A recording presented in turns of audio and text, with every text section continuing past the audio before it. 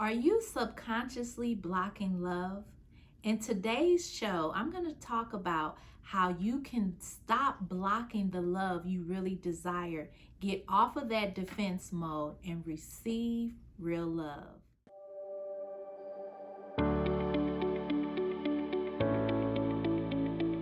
Are you blocking love?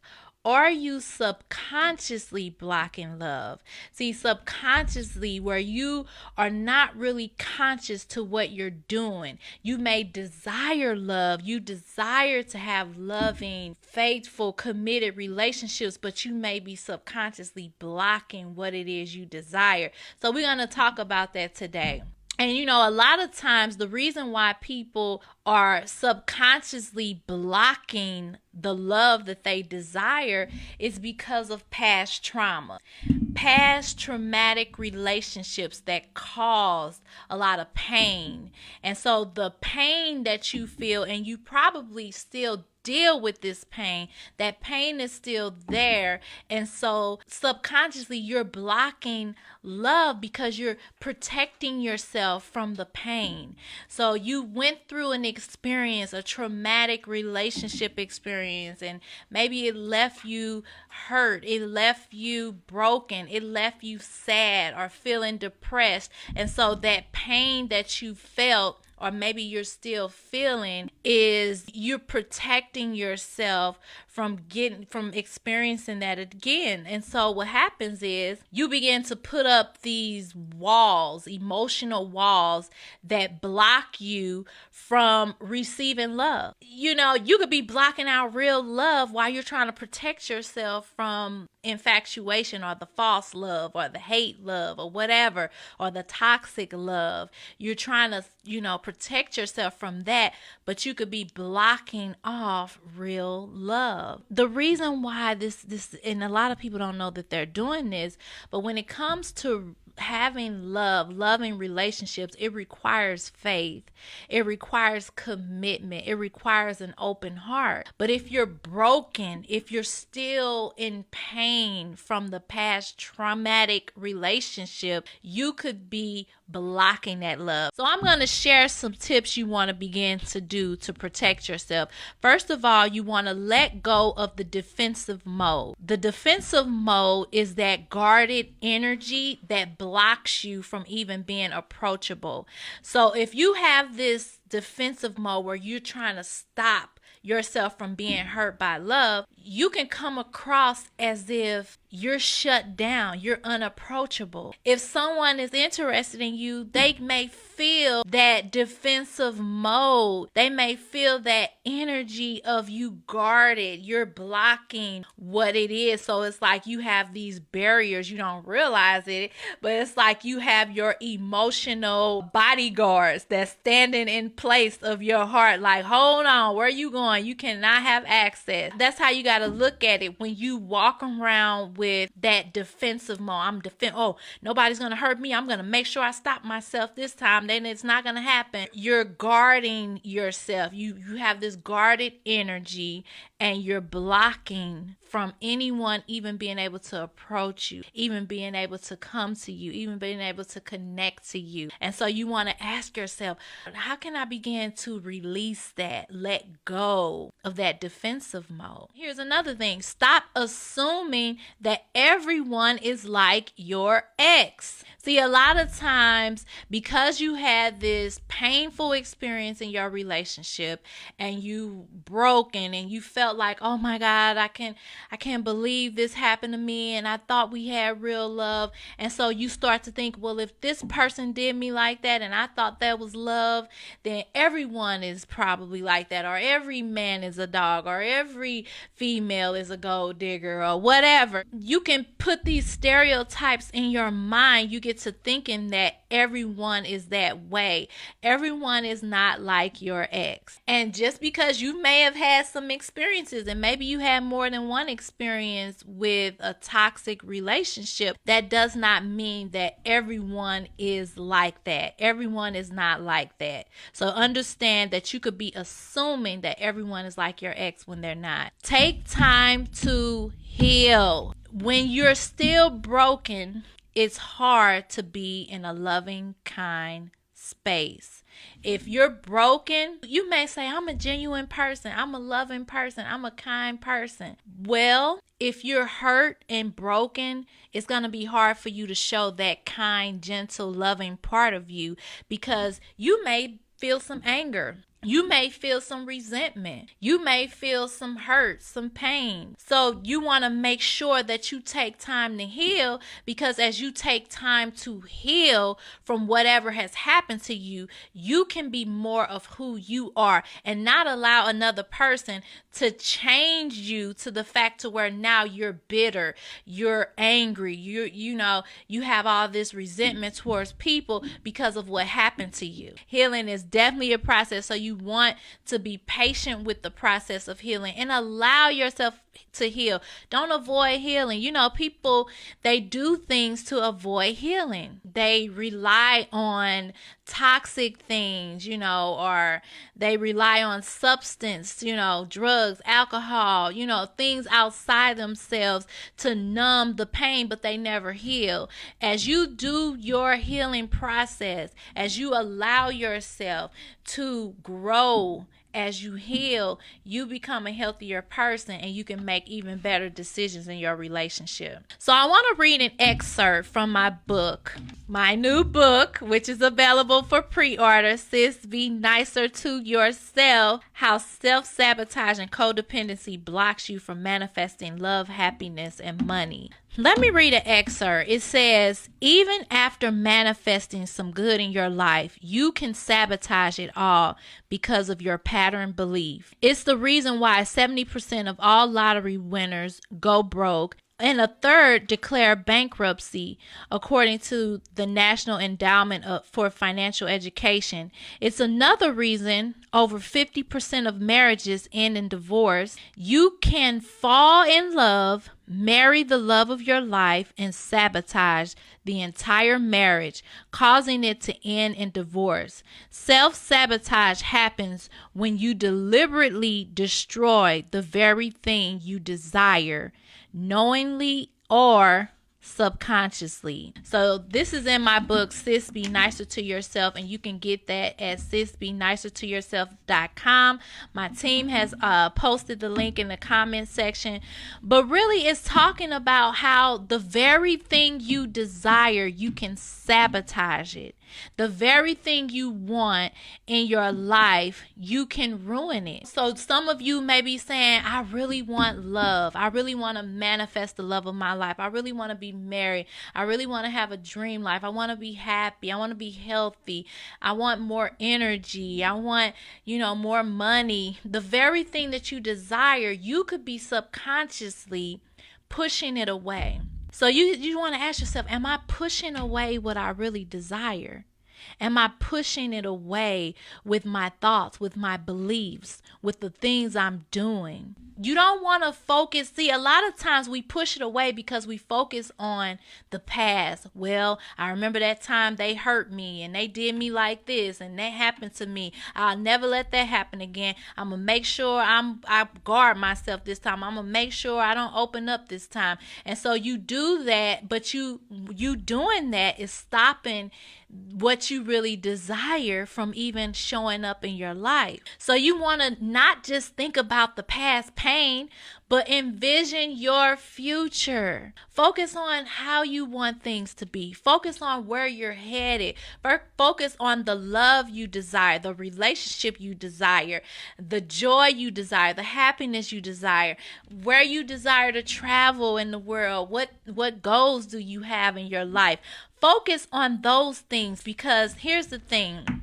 When you focus on your future, you stop dating people who you don't see a future with. And the reason why I say this is because a lot of you are so busy focused on what happened to you that you are attracting the same people that are similar to the ones you did not like in the past and that didn't work in the past. But when you begin to focus on your future, how you want your future to be, how you want your future relationships to be, how you see yourself moving forward in your goals, you will know if this person is not for you in your future. If you know you don't see yourself having a future with this person, you will not waste your time in that relationship. So this is why it's important to envision where you're going. Envision what you desire. Because as you envision your future, you're going to stop dating those people who you don't see a future with.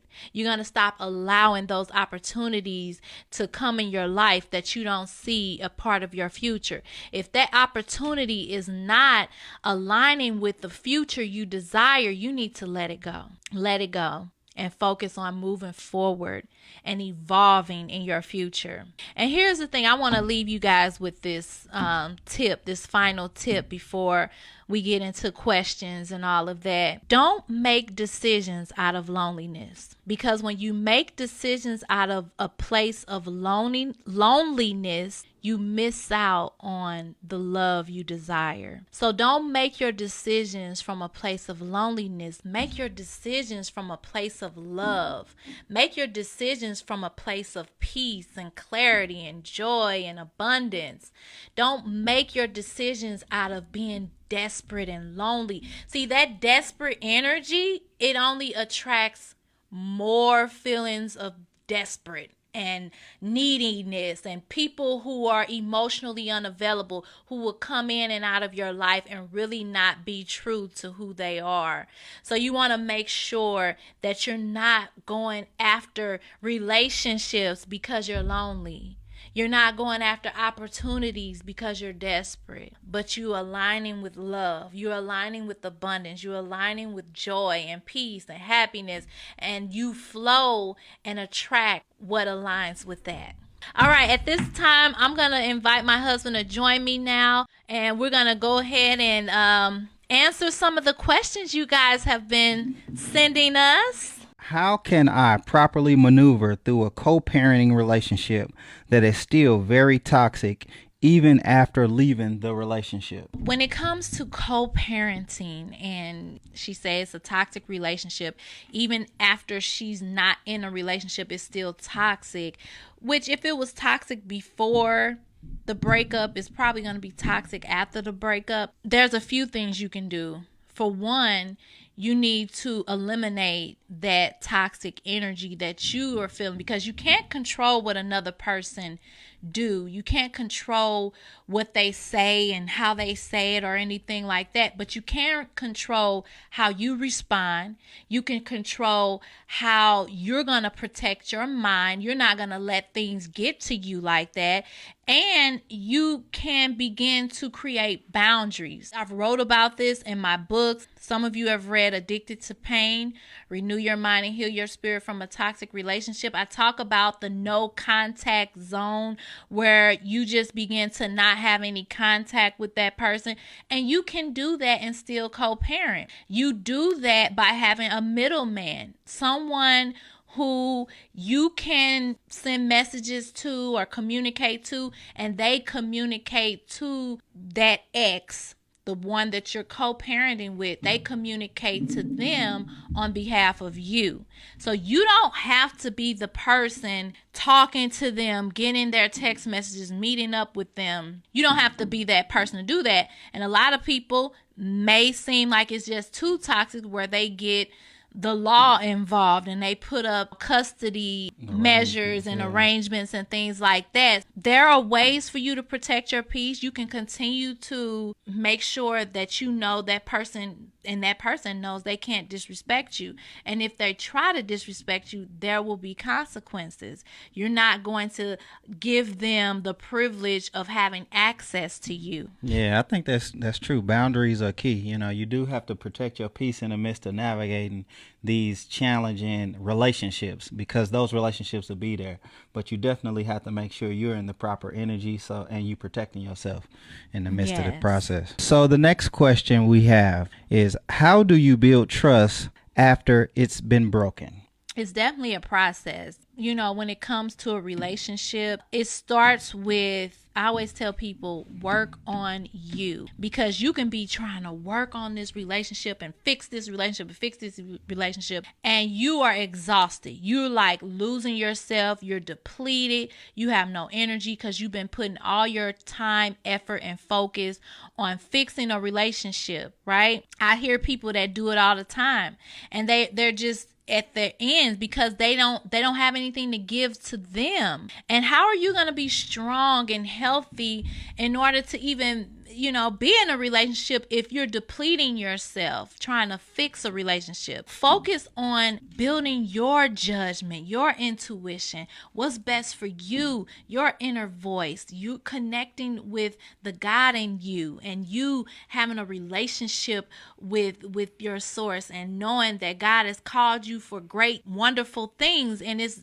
beyond. Your relationship is important, but don't make it your world. You don't deplete yourself trying to fix a relationship and you're suffering. So it starts with that. And then when it comes to building trust, as that person is working with you and working on the relationship, then there's a process that they show you with their actions, not just their words, but they are consistent in showing you that they're trustworthy. The act of changing one's behavior is an indication that they're on the right track to building and rebuilding that trust. Yes.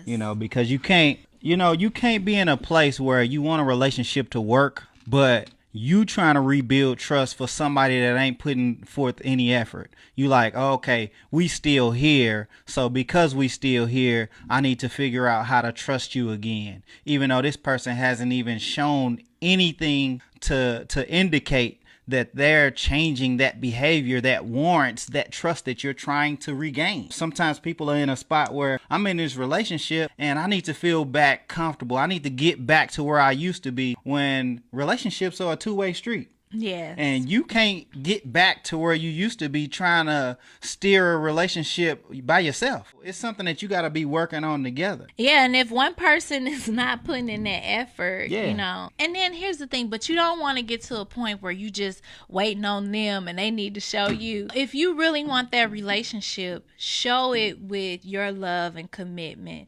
But at the end of the day, if they're not consistent with their actions, it's telling you something. Like, that's a message. That's a sign. You don't have to deal with that. If they're not showing that they want to, work on it and they want to improve. And that's an inner knowing. Because there can be moments, just like you say, if you're not waiting on somebody, but there can be moments where you need to be communicating that there is something there that needs to be adjusted, and that there's something that you're trying to work on. Because if you can communicate that, you know what, I felt hurt by this situation and I'm trying to rebuild this and all of that, you're not necessarily waiting on that other person, but that inner knowing that says, you know what, I'm here with you. I want to rebuild this relationship too. And it not just be like, okay, you done broke my trust, now I'm finna sit back and wait on you. But I think that there is a energy and a feeling that you can receive that says, you know what, this person is in it just like I'm in it, and they want to make it work just like I want to make it work. Now the consistency and the behavior and all of those things, it's easier to say it because sometimes it's a drastic situation that broke your trust in the first place, but it's definitely something to be built and to be communicated, and not just unspoken and lived and thinking that things are going to change without the proper communication. Exactly. Do we have any question? How can you tell when a person has moved on? Well, I think you can tell when a person has moved on by their response to that similar situations or the conversation. And it depends on what you mean by moving on. If an individual is leaving a prior relationship and they're still dealing with some of the entanglement or the issues that they had prior to getting with you, then you can tell by the change in response. I think ultimately you can see that an individual has moved on from a situation just by their change in response. Because when you've moved on from a situation, things that used to bother you a certain way, they no longer bother you in that same way. Things that used to have you distraught or confused, don't confuse you anymore. You know, they don't hold you up in the same way that they used to. Moving on is the same thing that we talk about as it relates to healing. Sometimes moving on can be a process. Moving on from situations, moving on from issues or challenges, that can be a process. So you do have to allow both yourself and that individual time to gravitate towards that place of complete healing and complete getting over the situation, because it can be a process. And it can be a process to identify. Just as long as you see the progress, you can see that there are differences in responses. You can see that there's some revelation that popped in that wasn't there before. You can tell that things are working in the right direction. You can identify that you're headed in the right direction. And I want to encourage whoever asks that question to really make peace with where you are in the season of your life, in that relationship and everything, because you know, sometimes we hold on to what was, you know, the beautifulness of the beginning of the relationship and how fun it was or whatever. But sometimes relationships evolve, and some of them are for a season. Don't try to force something to work that may not be working. Yeah. You know what I'm saying? Be okay with surrendering, allowing, letting God's will be done for you in your life. Really just connecting with your mind, body, and spirit, and the health of your mind, body, and spirit, and just really your peace, and not trying so hard to figure out that other person or force that other person or try to get that other person to want you or be happy with you. Sometimes it's best to make peace with what was and what is, and just look forward to where things are going, because everybody is not meant to be in your life for a lifetime. Some people are here for seasons. Some people come and go. You know, just know that you don't have to try to control anything, because what happens is you could be trying to stop something that God is trying to do in your life, because you're trying to make this thing work that just may not be working anymore. You have to know what you want, and not settle to be treated like I'm still available just as long as this individual isn't in a committed relationship. Like, stay committed to what makes you happy, the love, the joy, the peace, and the things that you desire in your life. And don't allow yourself to be put in a position where you waiting on somebody else to make the decision to choose you, and giving them the opportunity to come in and out of your life just because they haven't completely committed to another relationship, even though they dibbling and dabbling and all these other things. Keep your standards high and say, I respect myself enough to say, I'm not trying to be in no situation like that. Like, if you trying to go over there, go over there. Don't string me along. And I know that my desire is to have a committed relationship and to see myself with a future with this individual. I can't see myself with a future with somebody who got somebody else on the side, and I know it. Yeah. We have any more questions? How do I deal with a troubled teenager?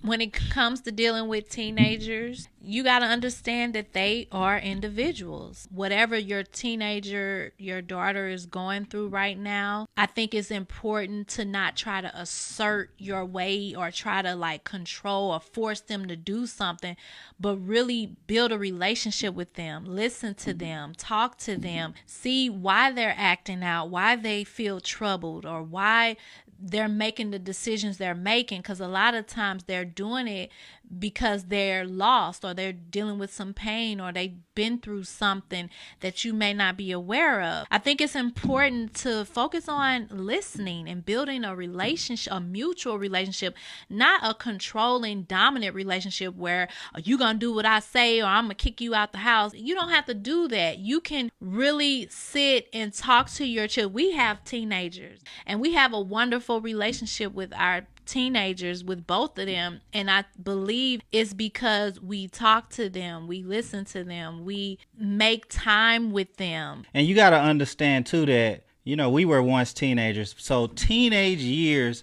are some of the most pivotal transitional years, where you're not a kid anymore, but you're not grown either.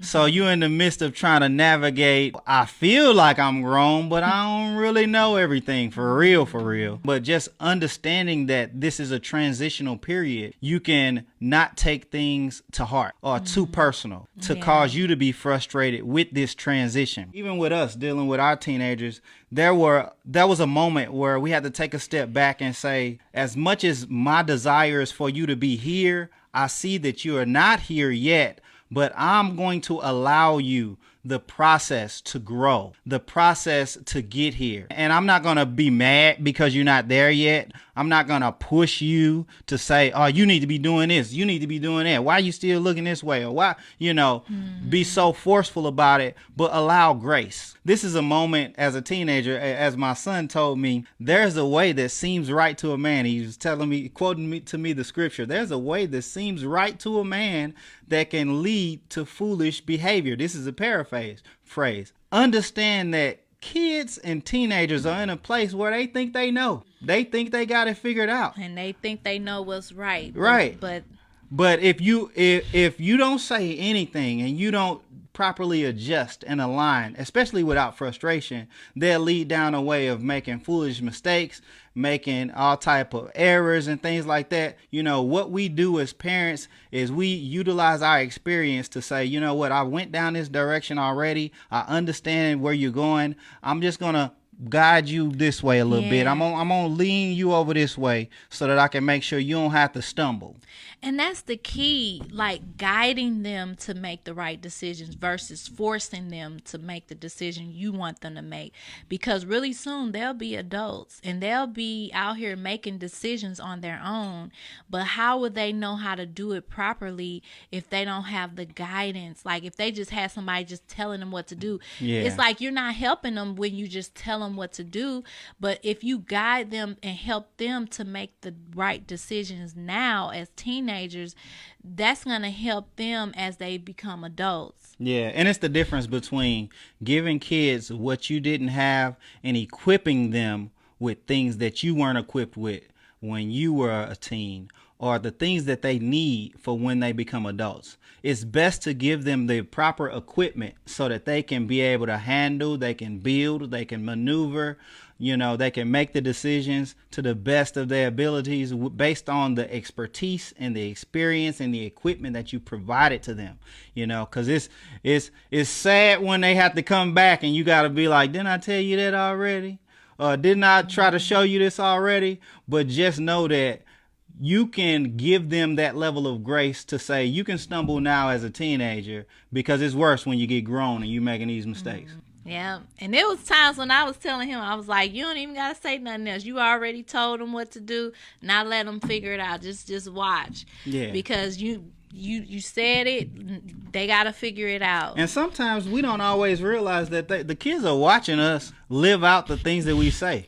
Anyway, and that makes a difference. So it's important that we live the things that we communicate. We have to lead by example so that they know how they ought to be.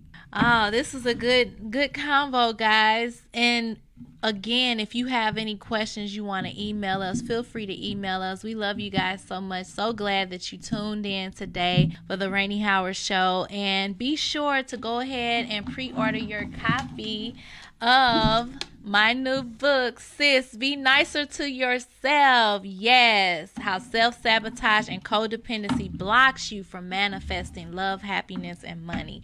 Get your copy and be sure to join us in our next show. We love you guys. Share the videos. Thank you. Bye. Bye. Thanks so much for tuning in today. This was a great show. Now, I want to hear from you.